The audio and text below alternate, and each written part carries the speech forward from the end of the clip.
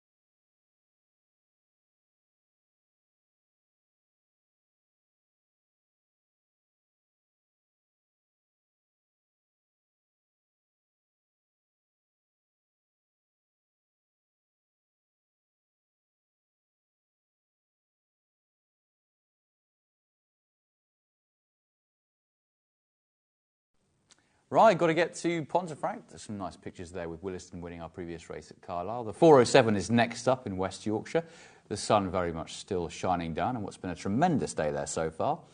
Good to have flat action back at Ponte Carlo. This is the Napoleon's Casino Bradford Handicap over 6 furlongs. Dark Cloud Rising and Fan Mail, the 9-2 joint favourites. Leslie's Boy, 5-1. Cayman Tie, 11-2. Invitorio is 8-1. Peter the Wolf is 9. I Need Your Love the same. Scatterpenny, 12-1. Middleton View is 14th. But 2 joint favourites here, Dark Cloud Rising and Fan Mail. I'm sure Chris and Amy often get plenty of that. No. Anything that I get is just abusive. There you go. Fan Mail is the joint favourite. However, good draw in stall 2. Just chatting to Tim Easterby there, and he was kind of saying he's a son of Mason. You wonder whether he might want slower ground. I mean, that's not really backed up on the form so far. His best efforts have been on the all-weather, haven't they? But first couple of starts, it was probably nothing to do with ground. He's clearly a horse that's developing, and I thought that was a warm enough handicap that he ran in at Southwell, and he got a little bit of a difficult trip out wide as well. He had a tough draw in 12 to try and overcome, but as I say, I thought it was a pretty competitive race, and he's got that race fitness on his side, hasn't he? Yeah, we've seen that a few times this afternoon where that recent run has really played to some horses' strengths against horses that are coming from a layoff, but he does have that recent form. Second at Wolverhampton in February, won at Newcastle the time after before, 4th at Southwell last time, and didn't get the clearest of runs on that occasion, was only beaten a length and a quarter, so he does have fitness on side. Dark Cloud Rising was your pick of the paddock. You thought he was the nicest looking horse in the field, and I think that this stiff 6 furlongs will suit him. He looked like he'd done a good bit, pretty straight for this seasonal return, and he has been gelded since last year. Yeah, he's a real eyeful in the prelims, plenty of size and scope about him. He looks really, really well. Actually, most of them, didn't they, looked fit, especially the horses off layoffs. And like I said, he's obviously been gelded since last seen as well. And he was a winner at Thirsk on his second start over 6 furlongs back in August last year, where he finished his race off well. Then 3rd at Haydock in Novice Company the following month, before down the field in a listed contest at York on his final start. That was 178 days ago. He was well beaten 10 3/4 lengths, but I suppose the hopes are pinned on, obviously, the gelding operation, another year on his back, and yeah, he was definitely the pick of the paddock along with Cayman Tie. Yeah, and back into a handicap on better ground, but he looks like a horse that's done well from 2 to 3. The Haydock form is pretty solid, and when he won at Thirsk, he looked like a horse that would go on a little bit. He's probably going to want a little bit further than this, to be honest, in time, but a stiff 6 looks a good start point for him. Cayman Tie had some strong form in the book last year. His win came in a small field race at Foss Lass, but lots of solid place form at good tracks, really good effort at Goodwood, for example, a couple of starts ago, and he's not really going to be bothered what the ground is, I wouldn't have thought. Yeah, he's pretty solid, isn't he? Like you said, he's won on sort of good to soft. He's run well on a quicker surface. He seems pretty versatile. He looks really well in the prelims, having had 230 days off, and he probably got the most solid form in, race hard and big fields. He won at Foss Lass, and then he was 2nd at Goodwood in a big field. He was then 7th at York on his final start. On both occasions, he finished behind the same horse, which is Artigan, who's now rated 88, and he's probably just got the most solid profile. He's a consistent performer, and he's just got a few more miles than a few of the others. The money comes for Dark Cloud Rising, isn't a 7-2 clear favourite now. Leslie's Boy isn't without a chance for Richard Fire-Noshinor. They took the opening race on the card, and this horse, barring one disappointment at Newmarket, which came on really deep ground, he largely showed his form on a regular basis and steadily went the right way last year. Yeah, he started off over 6 furlongs. He then won at Wetherby over 5.5 and at Ripon over 6. And then on his final start, he was 3rd at Newcastle back in October over the 7 furlongs. Beaten just a neck on that occasion. He's another horse that's obviously returning from a bit of a break here today. Off 178 days, and another one that's been gelded since last seen. And he's the one that's just holding us up a little bit. We've reached post time, and he's about a furlong away from the start at the minute, and not in a particular rush to get there. So we're going to have a little bit more of a delay as Leslie's Boy meanders down to the start, and there you can see they've got a good way to go before they get to the start. The rest of them seem to be waiting down there perfectly patiently, so not a worry on those horses. Let's carry on going down the card then. Leslie's Boy, Dark Cloud Rising, came and Ty, we've spoken about. Peter the Wolf, as I said in the paddock, I thought that he might just have to improve a little bit more than some of them off the mark that he'd been given. He didn't look as obviously well handicapped maybe as some of them was my reading of it. Yeah, 0 from 5 overall, so quite a lightly race still. A third at Ascot on his second start on soft ground, then was second at Wolverhampton on the all-weather, before midfield at York and again midfield at Chelmsford, last seen back in October. So another one returning from a layoff, 159 days. Others for me probably just have a little bit more solid form. Yeah, Fan Mail we've spoken about. Middleton View we haven't. He's had a couple of months off since running a really nice race at Kempton. That was a switch to the all-weather, and he just showed a lot more than he had done prior to that. He was gelded for the first time going into that, so or gelded. It was the first time since being gelded. You're not going to be gelded for the first time. It only happens once. That Kempton run, was it the switching surface? Was it the gelding? What was the reason for it? But it was still a very good run. Yeah, that's a question mark for him, isn't it? Like you said, well beaten on his first couple of starts on turf, gelded afterwards, and then returned with a really solid effort at Kempton when we last saw him running. That was 62 days ago, so given a bit of time since then. And he got a little bit outpaced, but he stayed on really strongly. The winner was ridden prominently. He was held up. He was beat half a length. The winner, Berkshire Whisper, won against Next Time, and he's now rated 89. So that form's had a bit of a frank. But like I said, he does have to transfer that form now back onto turf. Whether it was the surface or the gelding op, we'll find out. But yeah, you know, if he does transfer that form onto turf, I think he could definitely be a player. The way he finished his race off really caught my eye last time. Yeah, he was just a bit too far back, partly his own doing, wasn't it, with a tardy enough start, but then he was drawn in 7, so maybe there was an element of that being by design, that he wasn't the best away. As the race played out, it didn't suit him. He did very well to get as close as he did. The pace held up well, as you mentioned. The other 3 in the first 4 were always up there, and he kind of overcame it to very nearly win the race. I'd take the view that it was probably the gelding operation and break that made the difference rather than the surface at this stage. And he's got a pedigree to say that he should be better than the mark that he's on, Middleton View. 77 is a long way short of what you would say he could achieve on pedigree. Scatterpenny achieved plenty in the early part of last year with those first 2 wins, including by a 4-length margin at this track. Didn't quite go on from that, but final start of the season, probably all-weather didn't really suit her. And I think that she will win some more races this year, but this is hot enough for her, I think. It is, absolutely. She's 2 from 5 overall, and he said 1 at Nottingham, 1 over course and distance on good and good to firm ground, but didn't really progress afterwards as maybe expected. She was stepped up to 7 furlongs on her last couple of runs, and she's dropped back again for a return this season. She's been off 152 days, so another one returning from a layoff, but it's just to be seen if there's progression now moving forward, because I imagine after the first couple of runs you would expect her to have taken that step up, but she just didn't quite, and they've sort of played around with trips with her now, over 7, back down to 6. Yeah, Invitorio number 8 on the card, not ideally drawn in stall 8. The form of that win at Redcar under different conditions to this has had a few knocks. It's not really worked out. Yet another one returning from a layoff, 172 days, a sort of invincible army. He was off the mark at that Redcar race and a novice.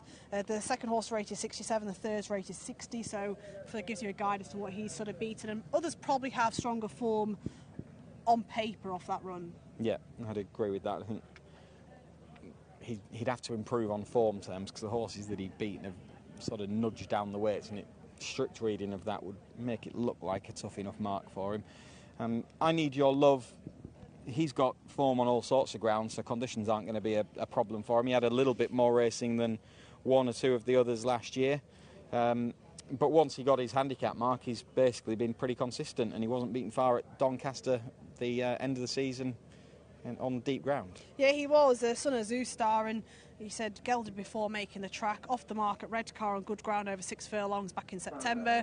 Third twice since at Nottingham on heavy and Doncaster on soft, so it seems to be pretty versatile ground-wise, and could continue that progressing this time around. Pace-wise, not really too many regular front runners in the lineup. A few of these might just want a lead. Invitorio made the running for that Redcar win. He's out in stall 8. I wonder whether Dark Cloud Rising, who ran well at Haydock, making the running, might be one that pops forward from stall 4 around here. Yeah, you'd imagine so from stall 4. Like you said, you want to be sort of 4 or lower would be ideal, especially around here. I'll be interested to see the tactics on Middleton View today. The fact that he was held up last time off the pace and finished his race off really strongly. He did race quite enthusiastically throughout the first part of the race, but he had obviously returned from a bit of a break, so maybe just a little bit fresh. Yeah, he wasn't the best away, but as I say, it could have been by design at Kempton. Out in stall 9, if he does jump well, you've got a decision to make, haven't you? Whether you press forward and risk getting caught wide. There's a chance in this field with not many front runners that you clear them. Equally, they might just opt to take him back. It's something that they will definitely have thought about in the run-up to the race. Certainly David Probert will have done, and could be on a well-handicapped horse. I suspect this isn't a bad race. There could be a few of these that progress this season. We've got one left to go forward. That one is Invitorio for Carl Burke and Clifford Lee. Their horses are in really good form, and he will complete the line. Let's get back to Gareth. Invitorio just backs away. All of the others now in line. And Invitorio going to have another try now. I don't know if there was some rattling around in the stalls there, but something seemingly put Invitorio off going forward, because he looked like he was going to head in no issues. Blindfold now on.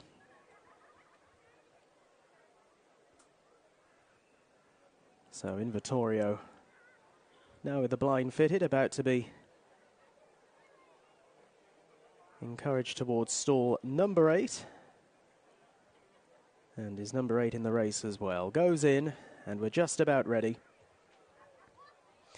And they're off and racing, coming out in a pretty decent line as well for the Napoleon's Casino Bradford handicap, and taking up the running early. Dark Cloud Rising in the green jacket and leads by just over a length, with up towards the outside Peter the Wolf. Close up is Fanmail in the white and Leslie's Boy over towards the inside. A little wider out on the course is Middleton View, who races in company with Cayman Ties in the pink cap. And then another 2 lengths back to Invitorio, who runs together with I Need Your Love, and in the red jacket last of all Scatter Penny, as they now begin the uphill climb and make the journey on towards the final quarter of a mile. Dark Cloud Rising under Danny Tudhope shows in front by barely a length over Peter the Wolf, a close second. Back in third Leslie's Boy, then Fanmail a little wider, chased a length and a half back by Cayman Tie, who's now definitely in front of Middleton View as they swung off the final turn and make the journey on with less than 300 yards to go. And it is still Dark Cloud Rising who holds sway by a length and a half to 2, has opened up if anything from Peter the Wolf, and then in behind them Cayman Tie is running on a little bit with Invitorio. Scatter Penny getting going down the wide outside when it's all over, but Dark Cloud Rising it is, a comfortable winner, and all the way Dark Cloud Rising beating Cayman Tie. Invitorio down along the inside with Peter the Wolf and Scatter Penny out deeper. An all the way win for Dark Cloud Rising for David O'Mara and Danny Tudhope, and has made every yard of the running at a decent enough clip and picked up well to beat a fairly competitive looking field. I suspect he's quite a nice horse really. Cayman Tie has finished in second, it was tight for third, and that has gone up to the judge, but he was your pick of the paddock, Amy, Dark Cloud Rising, and he's won that nicely. Yeah, the 2 paddock picks have come to the fore, and he really did stand out in the prelims. Gelded since last seen 178 days ago, and he's got loads of size and scope about him. You can see on these pictures, even compared to a few of his rivals here today, and he could be an exciting horse now moving forward. I think he's beat the right horse, hasn't he, back in second, Cayman Tie, who had probably the most solid form on paper, but he's got the job done nicely, and he should go on to bigger and better things from here. Yep, Cayman Tie, another solid run from him. He's not going to be too long in winning. I do look at him and think 7 furlongs will probably really suit him. Didn't quite have the pace to win it, but he's strong through the line. He's